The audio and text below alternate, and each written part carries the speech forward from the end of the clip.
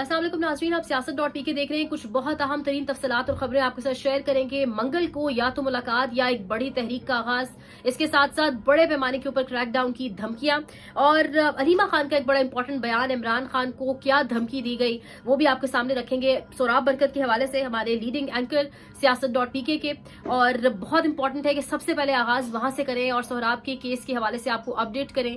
आज Islamabad high court में hearing थी और वहां पर FIA पर कंटेम्प्ट लगा दी गई है। मजीद इससे जेन्युइन हो रहा है सोराब का केस, जो स्टैंड है ऑब्वियसली वो मजीद सामने आ रहा है तगड़ा होके, क्योंकि पूरी क्लैरिटी के साथ, पूरी कॉन्फर्मेशन के साथ, पूरी क्लियरेंस के साथ ट्रैवल करने का फैसला किया था, लेकिन निजाम के पास कुछ चारा नहीं बचा। तो आखिर में सनम जावेद के इंटरव्यू को आड़ बना के न सिर्फ रास्ता रोका गया बल्कि गिरफ्तार भी किया गया। लेकिन बात एक ही है कि इस किस्म के ओछे हथकंडों से आप तोड़ तो नहीं सकते। ये 26 नवंबर की रात गालिबन गिरफ्तारी हुई, बुध की रात, और अब 6 दिन से आज होने को है। कल लाहौर के अंदर पेशी है, कल रिमांड, 4 रोजा जिस्मानी रिमांड का भी आखिरी दिन है। इंशाल्लाह उम्मीद है और ये दुआएं हम सब की हैं कि वहां से मामला आगे की तरफ बढ़े और रिहाई की तरफ मामला जाए, क्योंकि हम बड़ा क्लोजली, इदारा भी इन तमाम तर चीजों को फॉलो कर रहे हैं। ऑब्वियसली आप सब भी बहुत परेशान हैं, सवाल कर रहे हैं, तो इसलिए आगाज मैंने इसी से किया। आवाजें उठ रही हैं, पूरी दुनिया में एहतजाज हो रहे हैं। आगा शेख सरवर, राय गुलाम अली, ये सब लोग जो गिरफ्तार हुए, सोहराब और इन तमाम तर लोगों के लिए बाकायदा पैम्फलेट्स उठा के, तस्वीर उठा के, बरतानिया के अंदर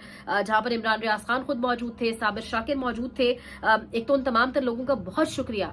सियासत.pk के दफ्तर में भी तमाम तर लोग आए, इज़हार यकजहती के लिए आए, तो तमाम तर लोगों का शुक्रिया जो इज़हार यकजहती कर रहे हैं, जो सोहराब के लिए आवाज उठा रहे हैं, सियासत.pk के लिए आवाज उठा रहे हैं। आपकी आवाज हमारी आवाज को मजीद मजबूत करेगी, क्योंकि ये जो गिरफ्तारी है, ये जो धमकियां, ये जो डरावे हैं, बेसिकली ये इसीलिए दिए जा रहे हैं ताकि हम यहाँ रुक जाए, ताकि यहाँ फुल स्टॉप लग जाए और जो खबरें पहुंचाने का सिलसिला, जो तमाम तर एक्चुअल न्यूज पहुंचाने का सिलसिला है आप तक, वो रुक जाए। लेकिन ये सिलसिला रुकेगा नहीं, तो हमारी आवाज को मजीद मजबूत करें, साथ देते रहे। सोहराब की रिहाई के लिए रिलीज सोहराब बरकत हैशटैग के साथ ट्वीट्स भी करते रहे और आवाज उठाते रहे। उम्मीद है कि कल एक अच्छी खबर के साथ आएंगे आपके सामने। आगाज करेंगे यहीं से आगे खबरों का मजीद, लेकिन सबसे पहले आमिर मीर साहब मुसलसल सोहराब के लिए आवाज उठा रहे हैं। कह रहे हैं सोहराब बरकत जैसे नौजवान के बैंक अकाउंट मुंजमद करना और इन्हें झूठे मुकदमे में सजा दिलवाना किसी हुकूमत की ताकत नहीं बल्कि कमजोरी का सबूत है। इन हथकंडों की हिमायत करने वाले अपने आप को मुहिब वतन समझते रहे, लेकिन हम जैसे आउट ऑफ फैशन सहाफी इन हथकंडों की हिमायत नहीं कर सकते। तो आमिर मीर ने वाकईतन यहाँ पर जाकर साबित किया है कि सहाफत के हवाले से, यानी वो जिस तरह बलोचिस्तान के लोग, बलोच भी आके बैठते हैं जब आपके डी चौक के अंदर या जब आपके रेड जोन के एरिया के अंदर, तो उनके साथ इज़हार यकजहती के लिए पहुंचते हैं। कश्मीर का मामला होता है वो बात करते हैं। यहाँ पर जिस तरीके से इस इशू को रेस किए हुए सोहराब के, तो वाकईतन साबित किया है कि एक सीनियर सहाफी या जो इस शोबे से मुंसलिक है, बड़ी दहाइयों से आवाज उठा रहे हैं, वो ये सबका काम है करना, क्योंकि ये आग एक किसी के घर तक तो रहेगी नहीं। ये आग जिस तेजी से फैल रही है, कल तक सोहराब कवरेज करता था, कवर करता था, आवाज उठाता था, उन तमाम तर लोगों के लिए जिनको उठाया जाता था, ये नहीं पता था कि एक दिन सोहराब के लिए भी आवाज उठाई जाएगी, तो ये आग फैलेगी। ये इस आग ने यहाँ पे रुकना नहीं है। इसके साथ साथ मुशाहिद हुसैन साहब ने भी हामिद मीर के ट्वीट पर जवाब दिया है, जिस पर हामिद मीर ने कहा था कि अब FIA को कौन यकीन करेगा, क्योंकि FIA ने खुद अदालत के अंदर वो एक पूरा पेपर जमा कराया और कहा कि किसी किस्म के केस में मतलूब नहीं है। तो अब FIA को कौन जो है वो यकीन करेगा, और वाकईतन तभी आज FIA पर कॉन्टेम्प्ट भी लगी। लेकिन इस मुल्क में कुछ भी हो सकता है, जिस मुल्क में बगैर नोटिफिकेशन के, बगैर किसी लीगल कंसर्न्स के बड़े बड़े ओहदों पर बड़े बड़े लोग तैनात है। बतौर सहाफी मोहसिन नकवी साहब कह रहे हैं, बड़ी धमकी के साथ सामने आए और कह रहे हैं कि बतौर सहाफी समझता हूं कि आजादी इजहार राय होनी चाहिए। पिछले चंद दिनों से सोशल मीडिया पर 90% खबरें गलत चल रही हैं। किसी की तस्वीर लगाकर जो दिल करे खबर चला रहे हैं, इसकी हम इजाजत नहीं देंगे। बड़े पैमाने पर इंफॉर्मेशन मिनिस्ट्री और NCCIA के साथ मिलकर क्रैकडाउन करने जा रहे हैं। यानी अभी बड़े पैमाने पर नहीं है। अभी हमारे कितने सहाफी इस वक्त अबडक्टेड है, कितने अरेस्टेड है, लेकिन अब एक और धमकी सामने आ चुकी है कि बड़े पैमाने पर मिलकर जो है वो एक क्रैकडाउन करने जा रहे हैं। अब उस क्रैकडाउन के अंदर कौन कौन शामिल होगा, उसमें कौन कौन से नए लोगों के नाम होंगे, अब क्या करना मकसूद है, तो एक और धमकी सामने आ चुकी है। साथ ही साथ इस वक्त मुल्क के अंदर सिचुएशन ये बन चुकी हुई है कि कल मंगल का दिन है। इमरान खान की तकरीबन 27 रोज हो चुके हैं, कोई मुलाकात किसी से नहीं कराई जा रही, कोई फैमिली के साथ कम्युनिकेशन नहीं है, कोई मुलाकात नहीं, आवाज भी किसी ने नहीं सुनी इमरान खान साहब की।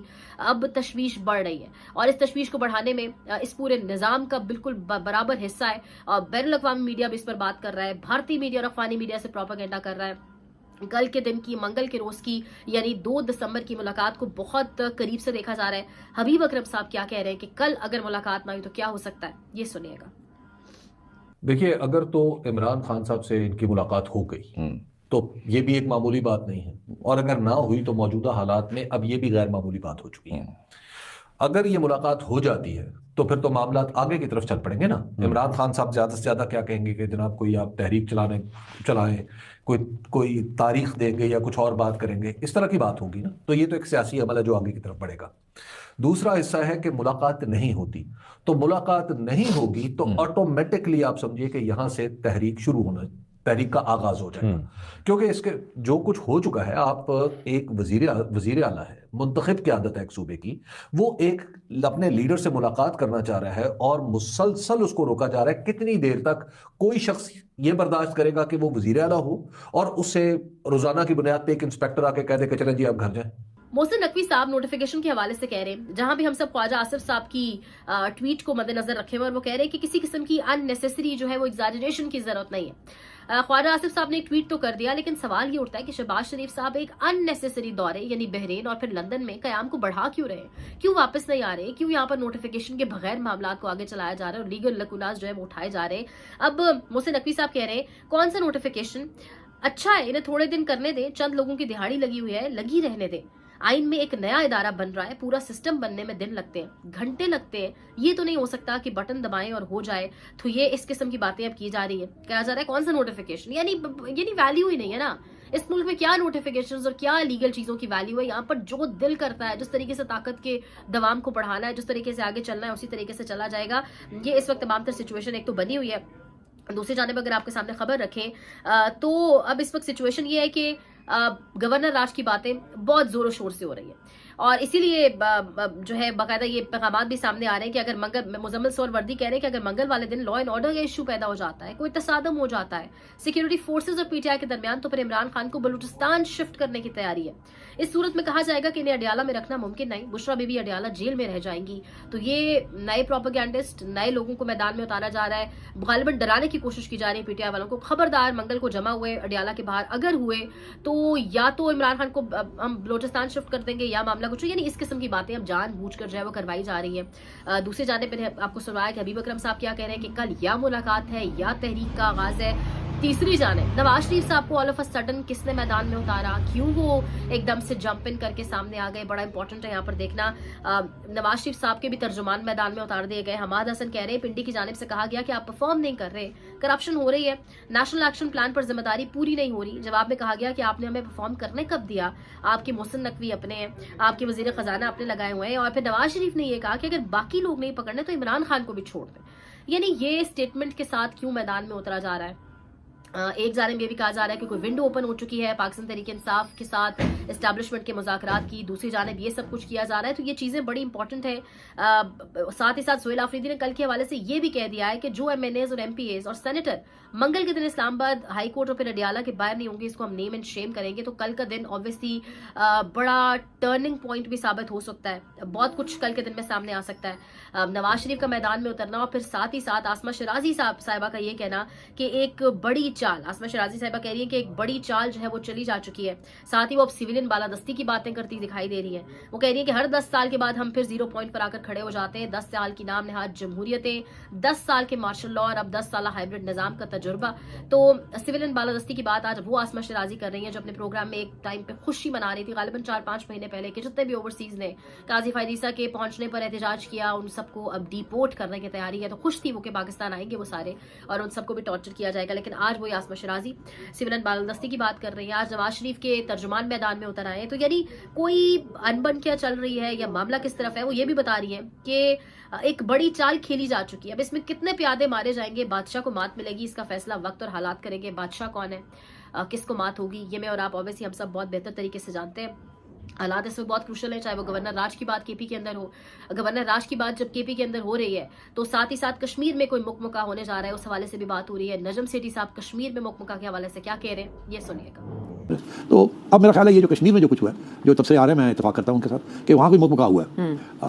भाई लोगों ने कहा कि यार फिर तुम हट जाओ केपी तुम अब आज से तारीख, अच्छा हमें अपना गवर्नर लगा देते तो आपका गवर्नर उस तरीके से काम नहीं कर रहा जिस तरीके से हम चाहते हैं वो करे। अच्छा, vis-a-vis PTI and terrorism and the establishment's policy for the region. All right. उसमें उनका कोई रोल नहीं है, एस्टैब्लिशमेंट का रोल है ना यार, सिक्योरिटी का रोल है। हाँ, तो इसलिए सो मेरा ख्याल है कुड्डी साहब जो है वो पॉलिटिकल पर्सन, वो कोई ऐसा काम नहीं करना चाहेंगे जिसके साथ पीपल्स पार्टी को नुकसान हो, बिकॉज वो पॉलिटिकल है ना, आप ऐसे एक्शन लेते हैं तो आपके ऊपर आ जाता है सारा। तो I think what they going to do is change, Peoples Party ने ये डील कर लिए कि आजाद कश्मीर दे दो तो केपी ले लो। अच्छा, ओके, नाइस फार्मूला। सो इसके बाद तो ये आजाद कश्मीर मिल गया, अब नाम आने शुरू हो गए कि अब कौन आएगा। इंपॉर्टेंट आपको जाते जाते दो स्टोरीज बताते जाए। नौरीन न्याजी का जो क्लिप वायरल किया गया वो एआई से बनाया गया है। मेरी बहन ऐसी बातें नहीं कर सकती, एआई से वीडियोस हुकूमत ने बनाई है। इंडिया में क्या मेरी मिल लगी है, मोदी से क्या हमारी दोस्ती है। अलीमा खान साहिबा कह रही है, वो जो क्लिप वायरल करके एक बाकायदा ट्विटर पर कैंपेन चलाई गई थी। साथ ही साथ अलीमा खान का एक क्लिप वायरल है जो उन्होंने इंटरव्यू दिया, उन्होंने कहा कि तकरीबन आज से काफी अर्सा पहले हमें एक पैगाम दिया गया और कहा गया कि इमरान खान को हम खत्म कर देंगे। जब हमने इमरान खान से हमारी मुलाकात हुई और हमने जाकर उनको बताया तो इमरान खान ने क्या कहा, ये सुनिएगा। एक दिन कोई साल पहले किसी ने हमें आके कहा कि मैसेज दिया, there is a plan to eliminate Imran Khan in 2 months। Jail गए, मैंने जाकर इमरान को मैंने कहा देखो बताना तो है ना आपको। पहला चीज़ इमरान खान ने क्या कहा, कहता तुम्हारा ईमान कमज़ोर हो गया, मेरी ज़िंदगी अल्लाह के हाथ में। अगर आप ट्विटर अकाउंट में जो उनके मैसेजेस हैं, वो बहुत बड़ी जिम्मेदारी थी इमरान खान के पैगाम जो थे, क्योंकि उसकी ऑथेंटिसिटी बड़ी इम्पॉर्टेंट थी। हम एक एक जो लफ्ज़ था ना उसको रिपीट करते थे कि याद रहे कि इमरान खान ने क्या कैसे कहा था, कि उसके अल्फाज भी ना बदलें। और वो आके हम फिर कोशिश करते थे अगर मीडिया में लोगों तक उनका पैगाम पहुँचाएँ उनके लिए। कहीं आप एक ट्वीट में मुझे बता दें जहां उन्होंने मैं कहा हो। सिर्फ उन्होंने एक जगह मैं कहते हैं कि मैं यजीदियत और फिरौनियत के आगे कभी भी नहीं झुकूंगा, मर जाऊंगा जेल में लेकिन झुकूंगा नहीं। एक आखिरी खबर बहुत इंपॉर्टेंट, जस्टिस तारिक महमूद जहांगीरी के हवाले से मतियुल्लाह जान साहब कह रहे हैं कि जस्टिस तारिक महमूद जहांगीरी के बच्चों ने कुछ बड़े इम्तिहानों में बहुत अच्छा परफॉर्म किया लेकिन इन्हें इंटरव्यू में फेल कर दिया गया और फिर जस्टिस जहांगीरी को पैगाम दिया गया कि आपकी वजह से आपके बच्चे इतने अच्छे ओहदों पर नहीं जा सके। तो इस तरीके से मुल्क के अंदर दैट्स हाउ चीजें चल रही हैं। देखते रहिए Siyasat.pk।